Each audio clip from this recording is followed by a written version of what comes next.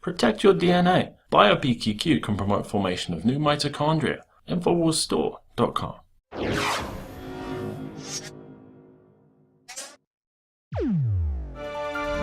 We oftentimes showcase questionable police encounters. And while there may not be much of a remedy for a hot-headed officer, if you encounter a competent officer who respects the Constitution, we have some tips that you need to follow. And with more on this, we have Eddie Craig of Rule of Law Radio. All right, thank you for joining us today, Eddie. Thanks for having me on. Okay, so we hear a lot about people filming the police. You know, they encounter the police, whether it be a traffic stop or someplace else. We talked about just earlier in the show about the unfortunate incident in South Carolina, and somebody just happened to be filming the officer as he shot a man in the back, pretty much killed the guy. So can you explain to us the importance of the civilian or just the normal person being able to film a police officer in the commission of their duties? Well, it's extremely important. Right now, there is almost no level of public accountability for law enforcement and various other government entities for that matter. Without the power of the video and the audio recordings, there would be a lot of people in jail right now, in prison, being convicted for crimes they never committed because officers have falsified the reports they filed, trumped up charges on people just to cover their own wrongdoing. The camera is the only eye we have into that after the fact. Eyewitness testimony can be discredited. The camera is a whole lot more difficult to discredit.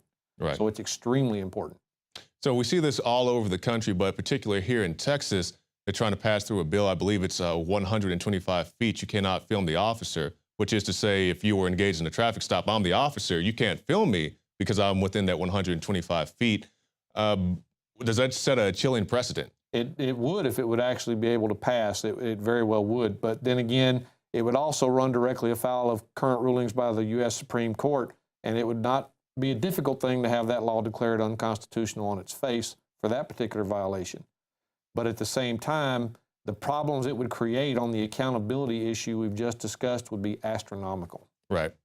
Now, Eddie, why we have you on here today is to talk about the reasons why police are pulling people over more and more. It's gone beyond speeding, and we'll talk about that as well. But here in Texas, as well as many other places around the country, they're coming up with new reasons just to pull you over. Let's say you have your cell phone out. They just passed that here in the city of Austin. You're driving around, maybe you're looking at your GPS. If you're looking at a map, if you're distracted any kind of way, they can pull you over and, Mr. Craig, we see that you're driving distracted. Can you explain to us the significance of this precedent? Well, the first thing is this is both the city of Austin through its ordinance program and the state itself in an upcoming bill attempting to legislate human behavior. And that's simply not feasible. It's not going to work. The only thing that it's really going to provide is a steady revenue stream for both parties, the state and the city, which deep down we would have to consider to be its true intended purpose. None of this would actually impact public safety one way or the other any differently, I don't think. In fact, it would probably make it worse because now if someone gets an unexpected phone call and they're expecting something important or whatever, they're going to try to answer it, but they've also got to now be worried about whether or not there's a cop present that would catch them doing so. Not everybody can afford hands-free devices and things like that in their car. So the issue is that this isn't really about public safety. And for them to put it out there as if it is can easily be disproven if you really think about it. The argument, I believe y'all had an attorney on the show here a few weeks ago that was discussing this particular ordinance. I actually saw part of that show, and I was really wishing I was on set at the time and able to go toe-to-toe with this guy. Tell us the issue you had with it. Well, the issue I had was the fact that it's ordinance-based to begin with. What most people in the state, and including those that are making them, fail to realize is that ordinances are not binding law on the public. I know that the states and the prosecutors and the city attorneys, they all want you to believe it is, but the problem is the state constitution says they're not. We gave only one legislative body power to create law binding upon the public, and that was the Texas legislature. It was not the municipalities. What the legislature did to empower that concept, which we'll be doing a presentation on here if I'm not mistaken, was actually very, very unconstitutional. They attempted to convey a power that the courts themselves have ruled they can't convey, which is the ability to legislate. And they did that through nothing more than the creation of statutory definitions. And in the presentation, I will show you exactly how they attempted to do that. But the ordinances themselves are not law binding upon the public. They can't be. We didn't authorize municipalities to create law binding upon the people. All right, and what Eddie's talking about here, we'll discuss in a presentation that is going to premiere next week. He's going to shoot with us right after the show, but let's get back into it, Eddie. We were talking about speeding, and you brought up something very interesting to me, something I didn't know. He talked to us about speeding limits and how they are set. Yes, there is a problem with the way they're prosecuting speeding charges here in Texas. The two statutes involving speeding are 545.351 and 352 of the Transportation Code. Most municipalities, the prosecutors attempting to prove only the elements of 545.351 subsection A. The problem with the language of subsection A is that it's vague, ambiguous, overbroad, and highly subjective to the opinion of whoever's making the allegation. The language there more or less simply reads that a person commits an offense if they operate a motor vehicle to speed other than is reasonable and prudent under the circumstances then existing. There is no criteria in A for what the circumstances then existing are that would make it an offense. There is no criteria for what reasonable and prudent is under that statute. Those provisions are detailed in subsection B of 351. And subsection B is where the meat of the speeding charge actually comes in, but they never prove the elements that are in it.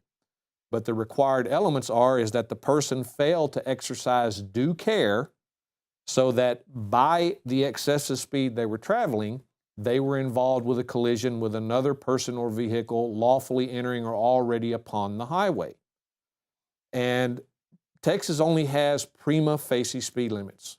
Prima facie simply means, as I discussed in my other presentation, on its face or at first glance or until proven incorrect is what prima facie really means. So, for example, the prima facie speed limit on most of the roads around Austin, out on 35, for instance, is 60. Mm-hmm. Let's say you're doing 70 and an officer pulls you over. At that time, the officer has witnessed no collision, nothing except you going faster than the posted speed limit. And so they have no way of proving the elements of subsection B because no collision occurred. So they can't say that you were driving reckless. They can't say that you were acting unreasonably because there's nothing to base that on except the subjective opinion of the officer.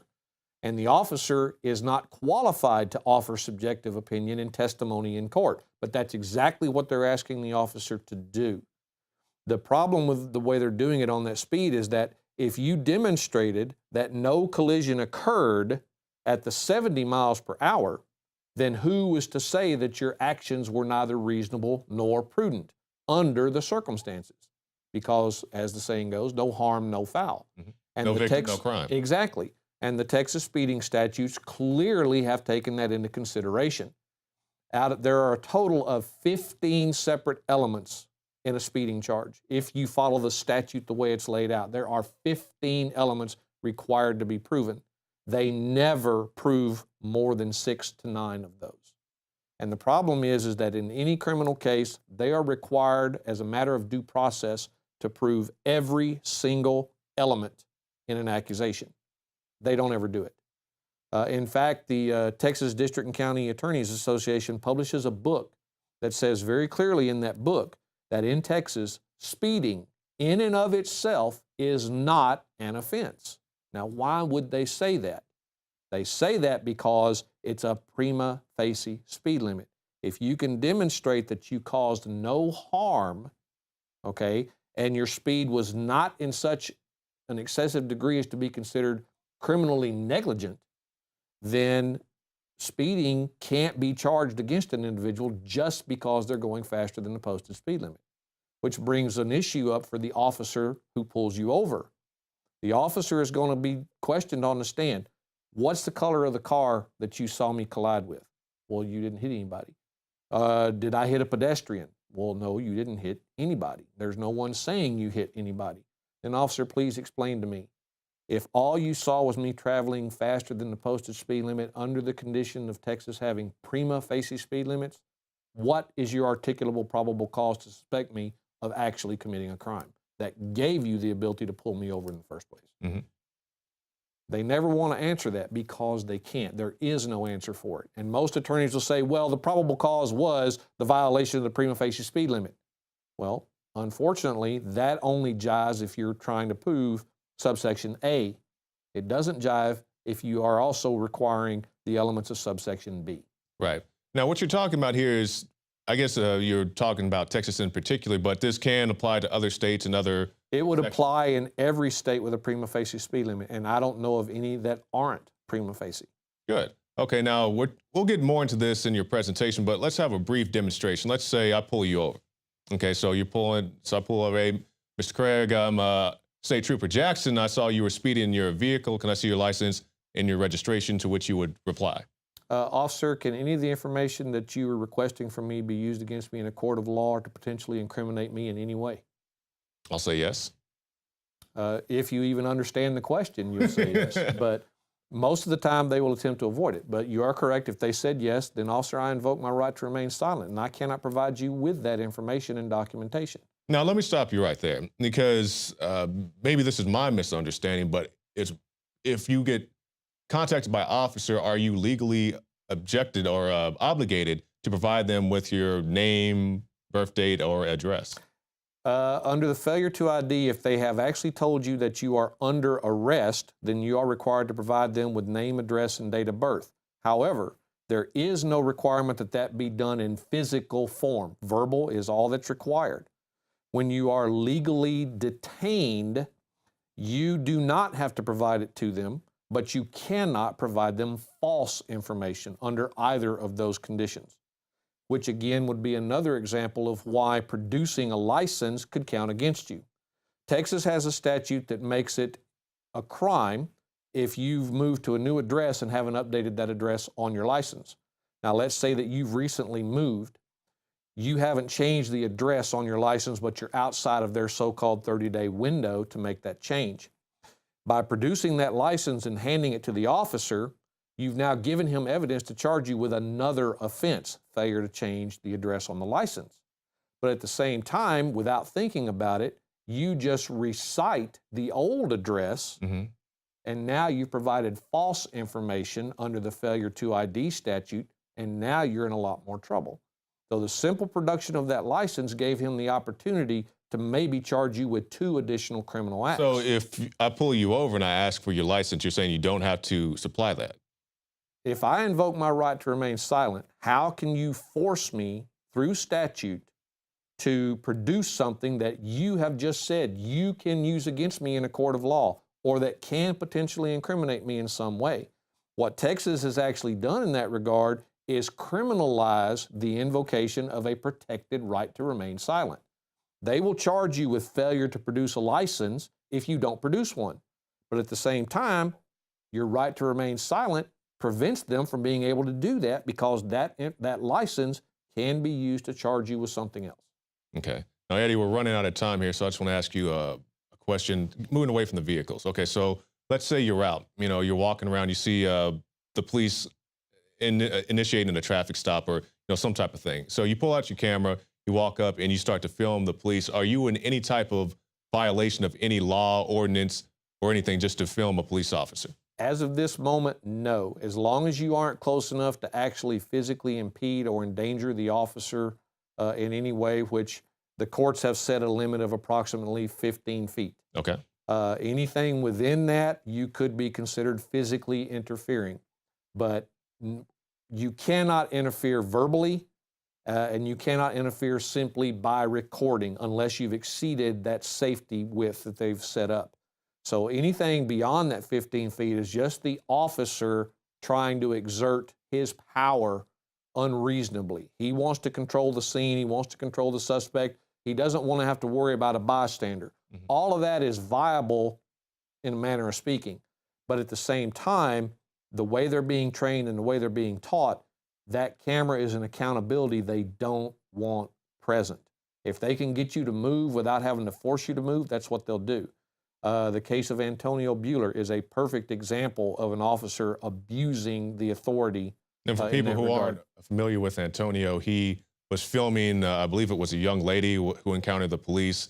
the officer said he was pretty much too close to the scene, and then he was subsequently. There were actually two. It was on New Year's Eve, I believe, and Antonio was taking a friend of his home. They had stopped to put gas in their truck, and the officers had two females pulled over in a car. One of them was out for a sobriety test. The other was still in the passenger seat. The lady in the passenger seat was yelling out the window to her friend not to submit to the sobriety test. Right. The officers then tried to charge her with interfering, came over and drug her out of the car. And from the pictures that Antonio took, it was very easy to see they were intentionally inflicting joint pain pressure techniques on her to get her to comply with what they were doing. They were assaulting this woman. And because they were armed, it's aggravated assault. And Texas statutes deal specifically with public servants that commit aggravated assault while displaying a deadly weapon. But in all of Texas, up until the officer in San Antonio assaulted that female college student and broke her teeth out on the curb, I remember that. no police officer in Texas has ever been charged under the aggravated assault statute. Wow. That was the very first one, and that statute's been on the books since 1965. So that should tell you something about how often these officers commit these acts, but never get punished for it. Yeah, now, Eddie, I'm going to extend this a little bit because I want to ask you a question. When you want to get your footage from the police officer, let's say you were contacted by a police officer, you have dash cam, whatever. I have personally tried, both as just a person and as a journalist, go down to APD to get footage for something. And it's this ring around, I go in, I submit an official request as a journalist requesting footage of X, and then I call up and it's like, well, you can't have this footage because this case is currently under investigation. I go talk to the party involved. They say, no, I settled my case, I paid all my fees, and they still refuse to produce said footage. What is somebody supposed to do? Technically, that is a crime under the Public Information Act. 552.353 of the Texas Government Code makes that a crime. Public records are under all circumstances to be given to the public. The ones that are considered public information request material are the ones that are not specifically public record. Some of these you're discussing fall into that category.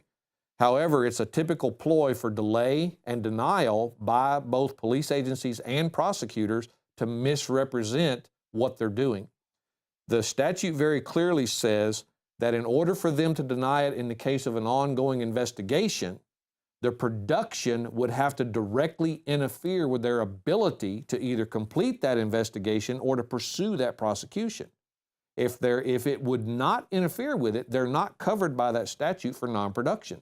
Yet the only thing they're doing is filing with the Attorney General's office saying, hey, we have an ongoing investigation, and the AG just rubber stamp and saying, okay, then you don't have to produce it. Yeah, that's pretty much what happened. Yeah, and the problem is that's criminal. Under that act, that is a crime, both by the AG's office and by that agency. But they do it all the time. So the way we do it here, if we want to do it correctly and make sure that we do it, is if you have a case, make sure you file a motion for discovery in addition to your public information request. And then if they fail to produce, you can file a motion to compel with the court demanding that they produce it for the purpose of discovery. The other thing the Act does not deal with specifically is when you are the defendant in the case and you are acting as your own counsel. In that case, you are every bit as entitled to that information as your defense attorney would be. And for them to withhold that is to withhold evidence in your case that you need to put on a defense with. That in and of itself is a crime. I actually read a letter that was sent to someone by a prosecuting attorney in Texas, and I could not believe what I was reading. This prosecutor was actually telling this gentleman that by choosing to represent himself, he had waived all of his rights to seek discovery, to get depositions, to get public information relating to his case, to seek records relating to his case. In other words, because you don't have one of our bar attorneys, then we can throw you under the bus and there's nothing you can do about it. Wow. That is the mindset of these so-called public officials. It's truly what they're teaching the officers is it is really an us against them thing. The problem is they've got the roles completely backwards. We're not the problem. They are the problem because they now consider themselves to be above the people and above the law that belongs to the people. It's unacceptable in my book. Always interesting. Eddie Craig, Rule of Law Radio. Eddie, tell us your final thoughts, and also how can people keep up with your work? Well, we do our show on Monday night here in Austin from 8 to 10 p.m. My show is Monday nights, the Rule of Law Radio. We don't call it the traffic show anymore. It's just the Monday night Rule of Law Radio show. I also teach a due process seminar class every Sunday down at Brave New Books from 2 to 5 p.m., in which we openly invite, free of charge, any attorney and any law enforcement officer to attend that class. I will never charge an attorney or a law enforcement officer to come to that class. The whole reason for it is I would love for them to have the desire to know if they're doing right and wrong and to come in and see, because this is not my opinion that I give. Everything that I teach folks, I can show you in black and white where it's written into the statute, where it's written into the case law, and I can show you everything. I don't make this up. I work very hard to make sure it's true and accurate. All right, thank you, Eddie. Always informative, and this is the type of stuff you get if you go to prisonplanet.tv. This is what funds our operation. It allows us to have guests on like Eddie so he can bring you these educational materials.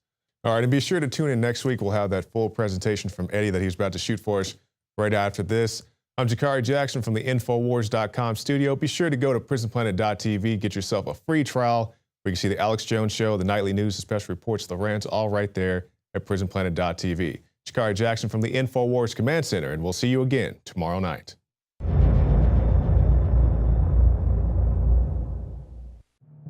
My name is Alex Jones. Most of you know me from my syndicated radio program and my documentary films, as well as Infowars Nightly News. When I got on air 20 years ago, I had discovered the globalist program, their plan to take over the world, and my focus went from running 6 miles every other day, swimming 2-3 miles a couple times a week, and lifting weights, to focusing on fighting the globalist. I've gone from 279 pounds all the way down to 235 pounds, and the weight's going off even faster. Super Male Vitality, Survival Shield X2 Nascent Iodine, and Oxy Powder. Those 3 products of the entire family of InfoWarsLife.com products are the most important from my own personal experience.